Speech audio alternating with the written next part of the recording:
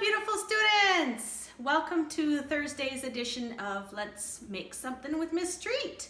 Okay, so today I actually have for us here, it's called Mania.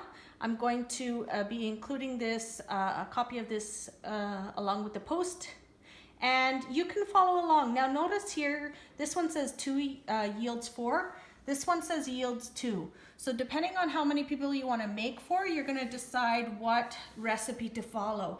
Now really what you could do is you just take this one and cut it in half.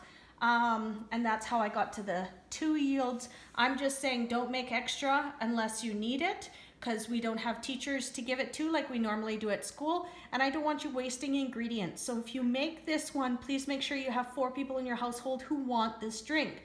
Otherwise, cut all the ingredients in half. So instead of 2 cups, 1 cup, instead of 1 cup, half a cup, and so on. You know how. All right, so here's all our ingredients. We've got frozen mango. I get it from Superstore. It's a really good buy that way. I've got my milk, my yogurt, and I've got my ice. However, before we start, we got a sanitized spray, our counter, our surface. Now I've already done this, but I'm just doing this quickly to remind you. I do also need to make sure that I'm washing my hands thoroughly. Make sure I'm not getting any kind of bacteria. Remember all those parts that I was talking to you about washing beforehand? I hope you watched my videos on that as well. In between your fingers, wrists, all parts of your hands. And rinsing really well as well with warm water.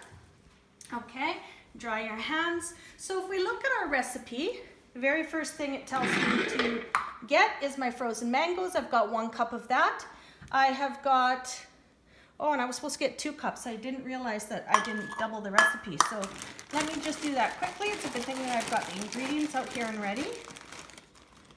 So I'm doubling my amount of mango. I've got 2 cups of mango. I've got 1 cup of milk. I've got 1 cup of yogurt, and I've got 1 cup of ice.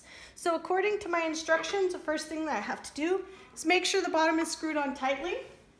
I've done that. I also want to water test it. Now remember, to water test it, you're making sure that there's no leaks, which there are not. So now my recipe tells me put my liquids in first. So my first liquid that I'm going to add is my 1 cup of milk. Then I'm going to add in my 1 cup of yogurt. Just careful when you do this, because it's going to kind of splosh back on you, and you don't want a big blob of milk going in your eyeball. Okay. Then I'm going to put in my frozen mango next, followed by my ice last. Okay, so there we go. And we're gonna put it on here. Make sure it's plugged in, our hands are dry, make sure it's off. Yes, it is. And then I'm gonna start on my low speed and slowly increase it.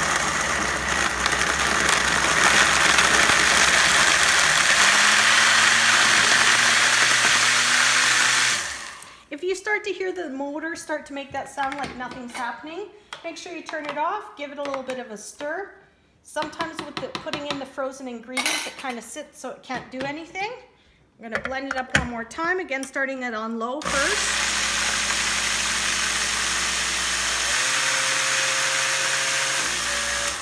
And I'm going to give it a next stir because I can hear it's not doing much again. Got that last ice cube. I can feel there's an ice cube or 2 in there. So I want to, again, try to get it to go. There it goes. That last little ice cube was getting cracked up in there. I'll just stir it through one more time, make sure there's no big chunks. Now if you wanted to, you could add other things in here. If you don't have mangoes, you could use strawberries or any other kind of fruit that you have. You could add bananas to it for thickness. And I've even had some students take out the yogurt. They don't like the yogurt, so you could just blend it with just mango itself. All right, so now we're gonna pour that out because I think it's blended well enough. And like I said, this makes enough here for 4 people.